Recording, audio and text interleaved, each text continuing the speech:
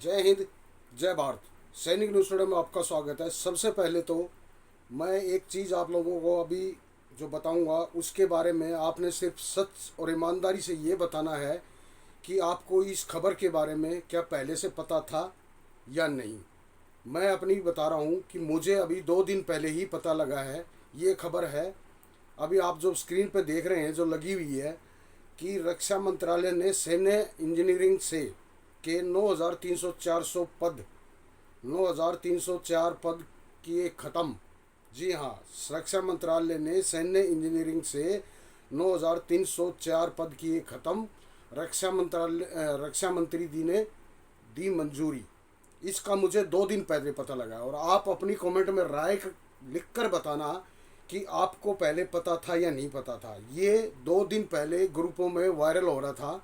इसकी पेपर की कटिंग जो स्क्रीन पे लगी हुई है, तो मैं भी बड़े शौक में पड़ गया। मैंने देखा, मैंने इसके फैक्ट चेक किए, तो ये है 7 मई 2020 का पेपर का। जी हाँ, 7 मई 2020, जब कोरोना काल देश में चरम सीमा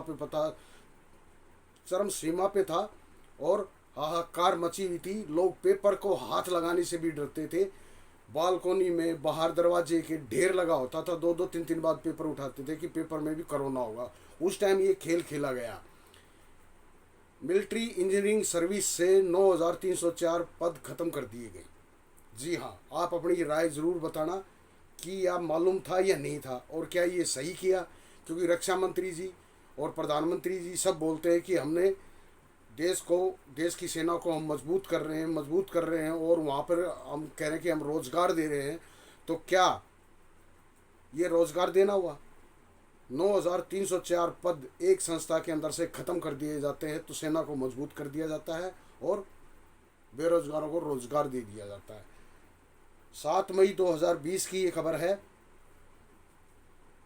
रक्षा मंत्री राजनाथ सिंह ने सैन्य इंजीनियरिंग सेवाओं से 9,304 पदों को खत्म करने की मंजूरी दी। सिंह ने बुनियादी और औद्योगिक कार्य बल में 9,300 से अधिक पदों के लिए सैन्य इंजीनियरिंग सेवा के इंजीनियरिंग इन चीफ के प्रस्ताव को मंजूरी दी। रक्षा मंत्रालय ने कहा कि लेफ्टिनेंट जनरल शेख ताकर की अध्यक्षता में विशेषज्ञों की समिति की सिफारिशों के अनुसार, जिसने भारतीय सशस्त्र बलों के युद्धक क्षमता और असंतुलन रक्षा खर्च को बढ़ाने के उपायों की सिफारिश की थी। समिति द्वारा की गई सिफारिशों में से एक सिविल वर्कशॉप को इस तरह से पुनर्गठित करना था कि एमईएस का काम आंशिक रूप से विभागीय कर्मचारियों द्वारा किया जा सके और अन्य काम को आउटसोर्स किया जा सके। इंजीनियरिंग इन चीफ एमईएस के प्रस्ताव के आधार पर समिति द्वारा की गई सिफारिशों के अनुरूप मूल और औद्योगिक कर्मचारियों के कुल 13,157 रिक्तियों में से एमईएस में 9,304 पदों को समाप्त करने के प्रस्ताव को मंजूरी दी गई है। सिफारिश का उद्देश्य एमईएस के कार्यबल को कम करते हुए एक कुशल लागत प्रभावी तरीके से एक प्रभावी संगठन बनाने का है। यानी पद खत्म कर दो और बाकी बार सभी साथियों पे उन पे बच्चों पे आ जाएगा और कार्य कुशलता बहुत अच्छे से होगा।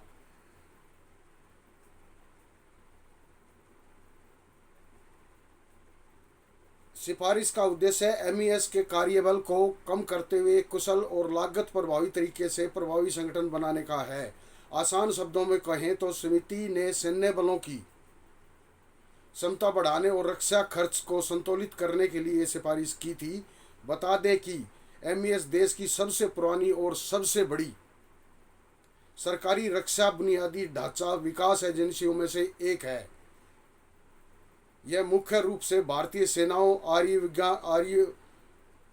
आयुर्विज्ञान कारखाने, डीआरडीओ और भारतीय तटरक्षक सहित भारतीय सशस्त्र बलों के लिए इंजीनियरिंग और निर्माण कार्यों में प्रबंधन करती है। इसके अंदर से 7 मई 2020 को 9,304 पदों को ख़त्म करने की रक्षा मंत्री द्वारा मंजूरी दी गई। जी हाँ, जब कोरोना काल था, लोग घरों से बाहर निकलते हुए डरते थे, हाहाकार मची हुई थी, पेपर तक को हाथ लगाने में डरते थे।